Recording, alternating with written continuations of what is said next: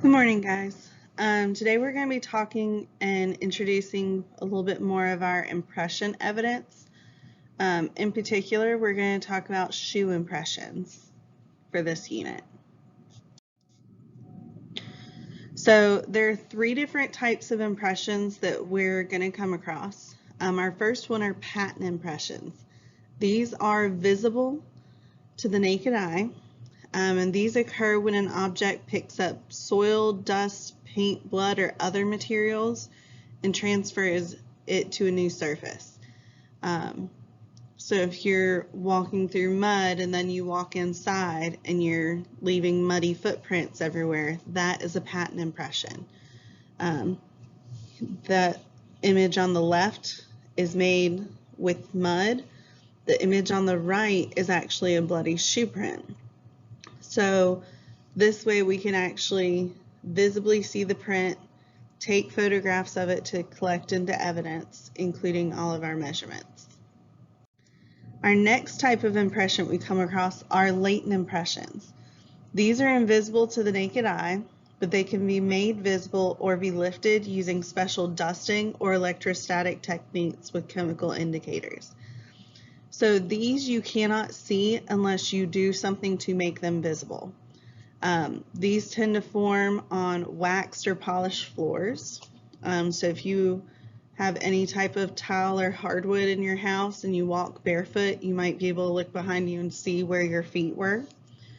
So it's just going to be left from any dust particles or oils from the bottom of your shoe whenever it presses down, and then they do something to it to make it visible. So we're going to talk about a couple of these methods in a little bit of how to collect these prints. They may have to spray it with chemicals, shine a special light on it, dust it with fingerprint powder that will stick to the oil and make that print visible. And then we have plastic impressions. These are going to be left in soft materials such as soil, mud, snow, or congealing blood. So it just leaves behind that negative impression. So here's an impression of walking through sand, and notice that you can see all the treads and markings in the shoe. It leaves that negative impression. Same thing if you step in snow. You're going to have that negative impression where you can see the outline of the shoe and all the tread. Some things that we look for with shoe impressions. Shoe impressions will give clues regarding the crime scene itself. So looking at the entrance and exit routes from the crime scene. So a lot of times we'll simply look at footprints leading to the crime scene, footprints leading away. They can tell what direction a person went in, things like that. They can look at the number of people at the crime scene, look at how many different sets of footprints are at the crime scene. They can tell if there was a confrontation or disturbance. So your footprints are going to be located differently if you're walking versus running. If there's a scuffle or a fight, maybe the footprints are being slid across the ground.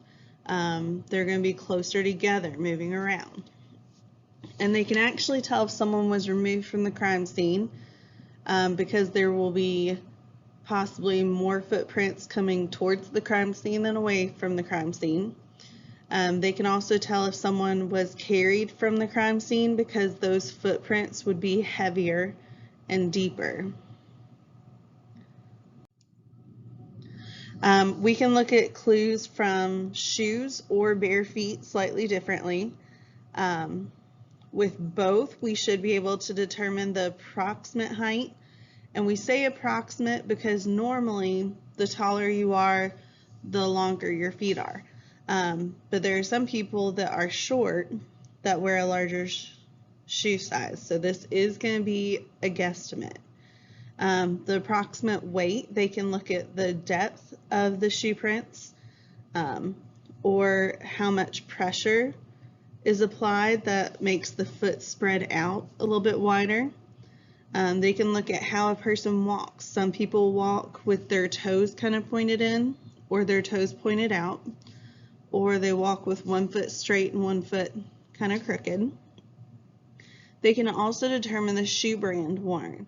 A lot of shoe brands have specific patterns on their soles, that way you can tell what they are. Some even have their logos in the sole of the shoe. Whereas bare feet, we're going to be able to tell a little bit more about the actual foot structure. So this is going to be a little bit more individualized. But we can look at the shape of the toes. Do their toes curl under, or are they truly straight? Are their toes short or long? They can tell if someone is missing a toe. That would be a huge identifier. They can also look at the arch structure. So people could be flat-footed, that should be 1T, and have a really flat arch or have a really high arch, to where you're not going to see their entire foot impression. We also look at the shoe wear patterns. This is going to help us individualize those shoe prints a little bit more versus just knowing the brand and the shoe size. Wear patterns are going to show unique characteristics between people, even if they wear the exact same shoe size and shoe brand. So they'll be able to tell if a person walks on the toes, heels, inside or outside of the foot. They look for where the tread and the pattern is going to be worn down more. They look to see if a person walks with toes in or out. The wearer's activity. Runner's shoes are going to wear differently than someone who simply walks. The surface normally walked on, they'll be able to tell if it's asphalt or grass. Any unique holes, cuts, or debris in the sole. And then it will also be able to show a person's gait. That looks at how long their stride is, their weight distribution. Some people will put more weight on one side than the other. If they have an injury or limp, or if they're dragging feet, you'll be able to know all of that stuff. So here are a couple of images. The image on the left, if you'll notice the wear patterns right around the heel, you can see that the pattern is almost completely worn down on the shoe on the left. And then there's a huge wear pattern towards the toe as well, where actually all of the purple is gone. The shoes all the way on the right, you can notice the wear pattern from the outside of the shoe and at the toes. And in the middle, you can kind of tell from the structure of the foot where you're going to see more wear patterns. So some people that have a really high arch, the outside of their shoe is going to wear a lot faster than the inside of their shoe. If they have a normal arch, they normally have wear right at the ball of the foot and at the heel. And you can kind of see that that is going to change depending on if they're more flat-footed or more of a high arch. So how we're going to collect impression evidence. Remember we talked about you have to photograph evidence before it's collected. Photographs are one of the big things that we use to compare tread patterns and stuff. We have to take photos as soon as possible to ensure that no one alters the footprints. If someone else walks through the area, the footprints start to meld together and they're done. Footprints can also be destroyed by wind, rain, or anything else. So if it's raining, it tends to fill in the footprint and it's done. Photos should include an identifying label and ruler. So remember our L-shaped ruler. A lot of times they'll have a number next to it or evidence A, B, C, D. And if the impression is faint, we can spray it with a light coat of color contrasting paint. So almost like a spray paint. That way it will fill in those individual gaps. And as noted in the picture, you do want to take a picture of it from directly above the footprint. This is going to give you the best scale. That way it doesn't look like one part of the shoe print is larger than the other because you're taking it at an angle. So they truly take it from directly overhead. That way they have a picture of the entire shoe tread. Lifting latent prints is a little bit harder because remember, these are not visible to the naked eye. Footprints with blood residue can be revealed using luminol. We're going to talk about luminol a little bit more in our blood unit, but it's a chemical that whenever it comes in contact with the hemoglobin in the blood, it kind of shines a bluish color. Sometimes they also need to put UV light on it. The picture all the way over to the left is a picture of a footprint in blood that was cleaned up and they sprayed it with luminol. So even if someone's tried to clean up after the fact, they can still find these prints.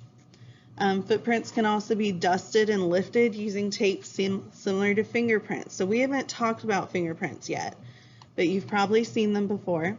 So fingerprint dust is magnetic and it sticks to the oils. So they simply dust it over the shoe print.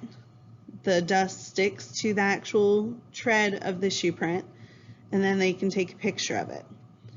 This is going to be the second picture from the left with the brown flooring.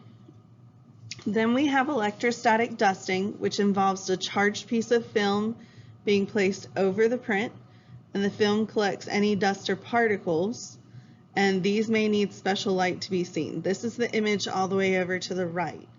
So they've electrically charged that film, placed it over the shoe print. Any dust particles are attracted to that electrostatic charge, and then they can shine a light on it and the print is now visible. And then lastly, we have gel lifting. So this works well on oily or moist prints. There's a thin gel layer placed over the print to collect dust or particles, and this works well especially on irregular surfaces. So on some sort of the old linoleum flooring that's textured, things like that, it would be able to pull out of that texture. So here you have two plastic sheets. One of them has almost like a hair gel-like substance on it. You peel the two sheets apart, put that substance down, pull it up, and put the plastic back over it, and now you have a print. This is the third picture with the white background. And then lastly, we're going to talk about casting plastic impressions. So remember, plastic impressions were those negative impressions left in some soft material. Well, we can't just like dig that up and take it with us. It would damage the print. So we do have to make a cast of the print. That way we have an identical match of what the shoe should look like. Casts can be made from multiple materials based on the environment of the crime scene. So it may depend on what the actual plastic impression is it in. Is it in mud, soil, or sand? Or is it in something like snow? Some casting works in cold environments versus warm environments, or dry environments versus wet environments. But generally, cast in sand or soil can be sprayed with hairspray for stability. So that just keeps the actual sand and mud from shifting or collapsing while you're casting it. And then they fill it in with plaster of Paris. Plaster of Paris takes time to dry, and it does release heat while setting. If we get back in the classroom, this is an activity I'd like to do with you guys. But it does end up filling it in. So there's pictures of it. So up at the top left, you see the negative impression that's in the soil, and they'll put a casing around it just to hold the plaster in. They mix the plaster, kind of almost looks like pancake batter whenever it's mixed. They pour it into the actual cast, and they have to let it sit normally for a minimum of 30 minutes at least for it to harden. And then the middle picture kind of shows you what happened. So you had the negative impression, they filled it with plaster, popped out the plaster, so now they actually have what the shoe looked like, and they can use that to compare to suspect shoes. Whereas since the plaster of Paris releases heat when setting, that cannot be used with snow because it would melt the print.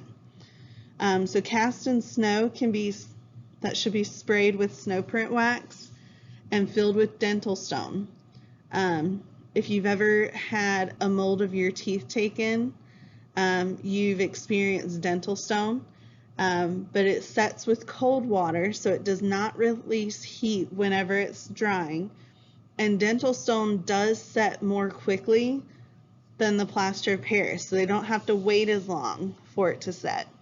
However, it's more expensive, so they tend to use the plaster of Paris whenever available. Now you'll be able to go and begin our shoe impressions lab.